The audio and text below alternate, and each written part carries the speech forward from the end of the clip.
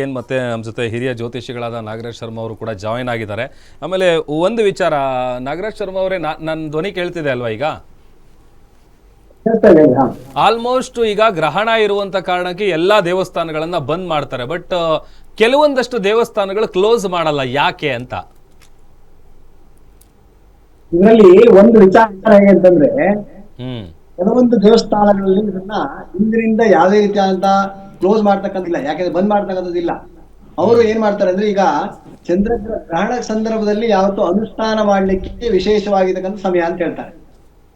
ಗೋಕರ್ಣ ಇತ್ಯಾದಿ ದೇವಸ್ಥಾನಗಳು ಯಾವ್ದು ಅಂತಂದ್ರೆ, ಯಾವುದೇ ನಮ್ಮ ಕೆಲವೊಂದು ದೇವಸ್ಥಾನಗಳಲ್ಲಿ ಒಳಗಡೆಗೆ ಪೂಜೆಯನ್ನು ಮಾಡಿಕೊಂಡು ಅಲ್ಲಿ ದೇವರಿಗೆ ಜಲಾಭಿಷೇಕವನ್ನು ಮಾಡಿಕೊಂಡು ರುದ್ರಾಭಿಷೇಕವನ್ನು ಮಾಡ್ಕೊಂಡು ಹೋಗ್ಲಿಕ್ಕೆ ಅವಕಾಶ ಇರ್ತಕ್ಕಂಥದ್ದು. ಈಗ ಮಂತ್ರಾಲಯ ಆಗಿರ್ಬೋದು, ಹಾಗೆ ಕೆಲವೊಂದು ಬೇರೆ ಬೇರೆ ದೇವಸ್ಥಾನಗಳಲ್ಲಿ ಆ ರೀತಿಯಾಗಿ ಆಗ್ತಕ್ಕಂಥದ್ದಾಗತ್ತೆ. ಅಂದ್ರೆ ಒಳಗಡೆ ಪೂಜೆ ನಡೀತಾ ಇರ್ತದೆ, ಆದ್ರೆ ಯಾರಿಗೂ ಭಕ್ತರಿಗೆ ಯಾರಿಗೂ ಕೂಡ ಒಂದು ದರ್ಶನ ಇಲ್ಲದೆ ಇರ್ತಕ್ಕಂಥದ್ದು. ಹಾಗೆ ಯಾರಿಗೂ ತೀರ್ಥ ಪ್ರಸಾದ ವಿನಿಯೋಗ ಯಾವುದು ಇಲ್ಲದೆ ಇರ್ತಕ್ಕಂಥ ರೀತಿಯಲ್ಲಿ ಇರ್ತಕ್ಕಂಥ ಕೆಲವೊಂದು ದೇವಸ್ಥಾನಗಳು ಇದಾವೆ. ಅಲ್ಲಿ ಬೆರಳೆಂಟು ದೇವಸ್ಥಾನಗಳನ್ನ ನಾವು ನೋಡ್ಬೋದು. ಹಾಗೆ ದೇವಸ್ಥಾನಗಳಲ್ಲಿ ಏನ್ ಹೇಳ್ತದೆ, ತತ್ಪೂರ್ತವಾಗಿ ಏನ್ ಹೇಳ್ತದೆ ಅಂತಂದ್ರೆ, ಯಾವುದೇ ಒಂದು ಗ್ರಹಣ ಕಾಲದಲ್ಲಿ ಭಗವಂತನನ್ನ ಜಲದಲ್ಲೇ ಆವೃತ್ತಿ ಮಾಡ್ತಕ್ಕಂಥದ್ದು ಅಥವಾ ಜನದಲ್ಲಿ ಮುಳುಗಿಸಿರ್ತಕ್ಕಂಥದ್ದು. ನಮ್ಮ ಮಲೆನಾಡು ಪ್ರದೇಶದಲ್ಲಿ ಹೇಗೆ ಮಾಡ್ತಾರೆ ಅಂದ್ರೆ, ಯಾವುದೇ ಒಂದು ಗ್ರಹಣ ಬಂದಾಗ ಆ ದೇವರನ್ನೆಲ್ಲರೂ ಕೂಡ ನೀರಿನಲ್ಲಿ ಜಲಶಯನ ಮಾಡ್ತಕ್ಕಂಥ ರೀತಿಯಲ್ಲಿ, ಜಲಶಯನ ಅಂದ್ರೆ ನೀರಿನಲ್ಲಿ ಹಾಕ್ತಕ್ಕಂಥ ರೀತಿಯಲ್ಲಿ ಇಡ್ತಾರೆ, ನೀರಿನಲ್ಲಿ ಮುಳುಗಿಸಿರ್ತಕ್ಕಂಥದ್ದು ಅಂತ ಹೇಳ್ತಕ್ಕಂಥದ್ದು. ಇದಕ್ಕೆ ಒಂದು ಪ್ರತೀತಿ ಇದೆ, ಕೇಳಿಸ್ತಾ ಇದೆ ಅಲ್ವಾ? ಹೇಳಿ ಹೇಳಿ. ಒಂದು ಪ್ರತೀತಿ ಇದೆ, ಏನ್ ಹೇಳ್ತದೆ ಅಂತಂದ್ರೆ, ಯಾವುದೇ ಒಂದು ಕಾಲದಲ್ಲಿ ಕೂಡ ಗ್ರಹಣಗಳು ಸಂಭವ ಆದಾಗ ದೇವರಿಗೆಲ್ಲರೂ ಕೂಡ ಭಯ ಅಂತೆ. ಅದಕ್ಕೆ ಒಂದು ರೀಸನ್ ಇದೆ. ಏನ್ ಹೇಳ್ತಾರೆ ಅಂದ್ರೆ, ಹಿಂದಿನ ಪುರಾಣಗಳಲ್ಲಿ ಕೆಲವು ತಿಳ್ಕೊಂಡು ಹೋದ್ರೆ, ಪುರಾಣದಲ್ಲಿ ಯಾವಾಗ್ಲೂ ಕೂಡ ದೇವತೆಗಳಿಗೆ ಭಯ ಇರ್ತದಂತೆ. ಈ ಸಂದರ್ಭದಲ್ಲಿ ಅಂದ್ರೆ ಗ್ರಹಣ ಕಾಲದಲ್ಲಿ ಭಯ ಇರುತ್ತಂತೆ. ಅದಕ್ಕೊಂದು ಕಥೆನೆ ಕೂಡ ಹೇಳ್ತಾರೆ. ಏನ್ ಹೇಳ್ತಾರೆ ಅಂತಂದ್ರೆ, ಹಿಂದಿನ ಒಂದು ಯಾವುದೇ ಒಂದು ರೀತಿಯಾದಂತ ಒಂದು ಸಮುದ್ರ ಮಥನ ಅಂತ ಆಯ್ತಲ್ವ, ಅವಾಗ ರಾಕ್ಷಸನ ಒಂದು ರೂಪದಲ್ಲಿರ್ತಕ್ಕಂಥವನು ಅಮೃತವನ್ನು ಕುಡಿದು ದೇವರಾಗ್ತಾನೆ. ಅವನು ದೇವರಾಗಿರ್ತಕ್ಕಂಥ ಸಮಯದಲ್ಲಿ ಅವರ ಶಿರವನ್ನ ಎರಡು ಮಾಡ್ತಾರೆ, ರಾಹುಕೇತು ಆಗ್ತಾರೆ. ಅವರಿಗೆ ವರವನ್ನು ಕೊಡ್ತಾರೆ. ಏನಂತಂದ್ರೆ, ನೀವು ದೇವತೆಗಳಿಗೆ ಎಲ್ಲರಿಗೂ ಕೂಡ ಹಿಡ್ಕೊಳ್ತಕ್ಕಂಥದ್ದು, ರಾಹುಕೇತು ಹಿಡಿತಕ್ಕಂಥದ್ದು ರೀತಿಯಲ್ಲಿ, ಅಥವಾ ನೀವು ಕೆಲವೊಂದು ಸಂದರ್ಭದಲ್ಲಿ ನೀವು ಹಿಡ್ಕೊಳ್ಬೇಕು ಅಂತ ಹೇಳ್ತಾರಂತೆ. ಅವಾಗ ಫಸ್ಟಿಗೆ ನಾನು ಚಂದ್ರ ಸೂರ್ಯನ ಹಿಡ್ಕೊಳ್ತೀನಿ ಅಂತ ಹೋಗ್ತಾರೆ. ಆಗ ಆ ಸಂದರ್ಭದಲ್ಲಿ ದೇವತೆಗಳೆಲ್ಲ ಕೂಡ ನೀರಿನಲ್ಲಿ ಮುಳುಗಿರ್ತಾರೆ. ಅದಕ್ಕೋಸ್ಕರವಾಗಿ ಆ ದೇವತೆಗಳನ್ನ ಆ ಸಂದರ್ಭದಲ್ಲಿ ನೀರಿನಲ್ಲಿ ಮುಳುಗಿಸಿರ್ತಕ್ಕಂಥದ್ದು ಅಥವಾ ಜಲಶಯನ ಮಾಡ್ತಕ್ಕಂಥದ್ದು ಅಥವಾ ದರ್ಭಾ ಬಂಧನವನ್ನ ಮಾಡಿರ್ತಕ್ಕಂಥದ್ದು. ನೀರಿನಲ್ಲಿ ಯಾವುದೇ ಒಂದು ಮಾಡ್ತಾ ಇರ್ತಕ್ಕಂಥ ದೇವಸ್ಥಾನಗಳು ಏನ್ ಮಾಡ್ತಾರೆ, ದರ್ಬೆಯನ್ನ ಹಾಕಿ ಮುಚ್ಚಿರ್ತಕ್ಕಂಥದ್ದು. ಆ ರೀತಿ ಮಾಡೋದ್ರಿಂದಾಗಿ ದೇವತೆಗಳಲ್ಲಿರ್ತಕ್ಕಂಥ ದೇವತೆಗಳಿಗೆ ಬರ್ತಕ್ಕಂಥ ಯಾವುದೇ ರೀತಿಯಾದ ದೋಷ ಅಥವಾ ಯಾವುದೇ ರೀತಿಯ ನೆಗೆಟಿವ್ ಎನರ್ಜಿಗಳು ಅವರಿಗೆ ತಟ್ಟದೇ ಇರತಕ್ಕಂಥ ರೀತಿಯಲ್ಲಿ ಆಗತ್ತೆ ಅಂತ ಹೇಳ್ತಾರೆ. ಅದಕ್ಕೋಸ್ಕರವಾಗಿ ಆ ಸಂದರ್ಭದಲ್ಲಿ ದೇವಸ್ಥಾನಗಳಲ್ಲಿ ದರ್ಭಾ ಬಂಧನವನ್ನು ಮಾಡ್ತಕ್ಕಂಥದ್ದು. ಅಂದ್ರೆ ದರ್ಬೆ ಅಂತ ಏನು ಅಂತಂದ್ರೆ, ಭಗವಂತನ ರೋಮ ಅಥವಾ ಕುಶ ಅಂತ ಕರೀತಾರೆ. ಆ ರೋಮದಿಂದಾಗಿ ಬಂದಿರತಕ್ಕಂಥದ್ದು. ಆ ಭಗವಂತನಿಗೆ ಯಾವತ್ತೂ ಕೂಡ ದರ್ಬೆಯನ್ನ ಮುಚ್ಚಿಡೋದ್ರಿಂದ ಅವರಿಗೆ ದೇವತೆಗಳಿಗೆ ಭಯ ಇರದೇ ಇರತಕ್ಕಂಥದ್ದಾಗತ್ತೆ.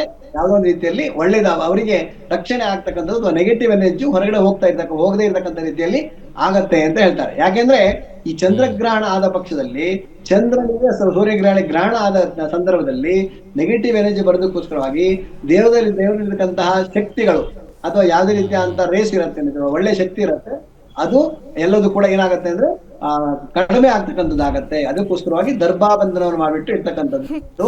ಹಾಗೆ ದೇವಸ್ಥಾನಗಳು ಒಳಗಡೆಗೆ ದೇವಸ್ಥಾನ ಪೂಜೆ ಮಾಡ್ಕೊಂಡಿರ್ತಾರೆ, ಹೊರಗಡೆ ಯಾವುದೇ ರೀತಿಯಾದಂತಹ ಒಂದು ದರ್ಶನ ಇರೋದಿಲ್ಲ, ಆ ರೀತಿಯಾಗಿ ಮಾಡ್ಕೊಂಡು ಹೋಗ್ತಕ್ಕಂಥದ್ದು ಆಗಿರುತ್ತೆ.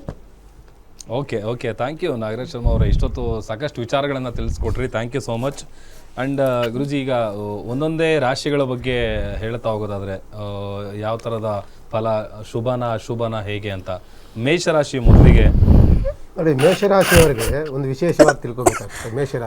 ಮೇಷರಾಶಿಯಲ್ಲಿ ಈಗ 7.5 ನಡೀತಾ ಇದೆ. 7.5 ಮೇಷರಾಶಿಗೆ ಗ್ರಹಣದೋಷದಿಂದ ಆಗ್ತಿರುವಂತಹ ವಿಚಾರಗಳೇನಂತಂದರೆ, ಅವರಿಗೆ ಅಪನಿಂದನೆಗಳಿಗೆ, ಅಪರಾಧಗಳಿಗೆ ಗುರಿಯಾಗ್ತಾರೆ. ಮತ್ತು ವ್ಯವಹಾರಗಳೆಲ್ಲವೂ ಕೈತಪ್ಪೋಗುವಂತಹ ಸಾಧ್ಯತೆಗಳು ಗ್ರಹಣದೋಷದಿಂದ ಬರುತ್ತೆ. ಮತ್ತು ದಾಯಾದಿ ಕಲಹಗಳಾಗುವಂಥ ಸಾಧ್ಯತೆಗಳು ಜಾಸ್ತಿ ಆಗುತ್ತೆ. ಆದ್ದರಿಂದ ಮೇಷರಾಶಿಯವರು ಎಚ್ಚರಿಕೆಯನ್ನು ವಹಿಸಬೇಕಾಗ್ತದೆ. ಮೇಷರಾಶಿಯವರಿಗೆ ಗ್ರಹಣದಿಂದ ಯಾವುದೇ ಉತ್ತಮವಾದಂತಹ ಭವಿಷ್ಯ, ಉತ್ತಮವಾದಂತಹ ವಾತಾವರಣ ಖಂಡಿತವಾಗಿ ಅವ್ರಿಗೆ ಸಿಗೋದಿಲ್ಲ. ನಂತರದ ವೃಷಭ ರಾಶಿ ತೆಗೆದುಕೊಂಡಾಗ ವೃಷಭ ರಾಶಿಯವರಿಗೆ ಇದರಿಂದ ಒಂದು ರೀತಿಯಾದಂಥ ಅನುಕೂಲಕರವಾದಂತಹ ವಾತಾವರಣ.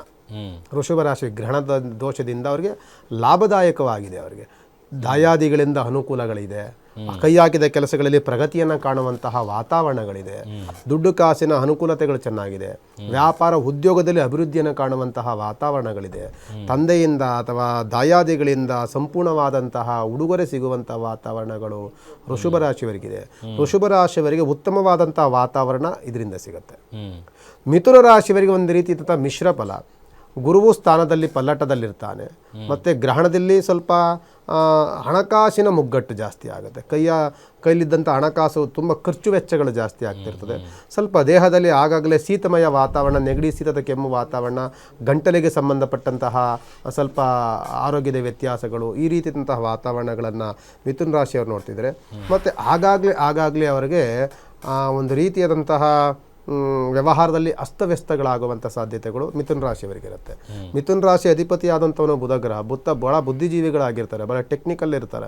ಅದರಿಂದ ಇವರು ವ್ಯವಹಾರಗಳನ್ನು ಮಾಡಬೇಕಾದ್ರೆ ನೋಡ್ಕೊಂಡು ವ್ಯವಹಾರ ಮಾಡ್ಕೊಂಡ್ರೆ ಇನ್ನೂ ಚೆನ್ನಾಗಿ ಸಿದ್ಧಿ ಆಗುತ್ತೆ. ಒಂದು ರೀತಿಯಿಂದ ಉತ್ತಮವಾದಂಥ ಫಲವೇ, ಭಾಳ ಕಡಿಮೆಯ ಫಲದಲ್ಲಿ ನೆಗೆಟಿವ್ ಇರುವಂಥದ್ದು ಮಿಥುನ ರಾಶಿಯವರಿಗೆ. ನಾನು ಕರ್ಕಾಟಕ ರಾಶಿಯವರಿಗಂತೂ ಗುರುವಿನ ಬಲ ಇಲ್ಲದಲೇ ಇರುವಂಥದ್ದು, ಗ್ರಹಣ ನಡೀತಿರುವಂತಹ ರಾಶ್ಯಾಧಿಪತಿ ಚಂದ್ರ ಅಧಿಪತಿಯಾದಂಥವನೇ, ಚಂದ್ರನಿಗೆ ಗ್ರಹಣ ನಡೀತಿರುವಂಥದ್ದು. ಇವರಿಗೆ ಆಲ್ಮೋಸ್ಟ್ ಆರೋಗ್ಯದಲ್ಲಿ ವ್ಯತ್ಯಾಸಗಳು, ಕೋರ್ಟು ಕಚೇರಿಗಳಿಗೆ ಅಪಜಯದ ವಾತಾವರಣಗಳು, ಮತ್ತು ಸಣ್ಣ ಪುಟ್ಟ ವಾಹನ ಅಪಘಾತಗಳಾಗುವಂಥ ಸಾಧ್ಯತೆಗಳು, ಮತ್ತು ಕುಟುಂಬದಲ್ಲಿ ಸ್ವಲ್ಪ ಸಣ್ಣ ಪುಟ್ಟ ವಿಚಾರಗಳಿಗೂ ಗಲಾಟೆ ಗೊಂದಲಗಳಾಗುವಂಥ ವಾತಾವರಣಗಳನ್ನು ಕರ್ಕಾಟಕ ರಾಶಿಯವರು ನೋಡ್ತಾರೆ.